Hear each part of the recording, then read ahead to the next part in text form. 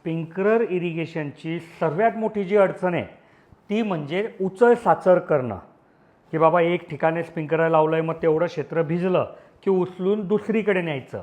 आणि तिच्यावरच उपाय म्हणून आम्ही एक नवीन तंत्रज्ञान तुम्हाला सांगितलं होतं की डायरेक्ट ड्रिपसारखं स्प्रिंकलर लावून टाकायचं. एक कॉक फिरवला म्हणजे त्या लाईनवर जेवढे स्प्रिंकलर आहे ना तेवढे काम करतील, आणि तो कॉक बंद केला की ते बंद होईल, त्याच्या बदली आपण पुढचा कॉक सुरू करू.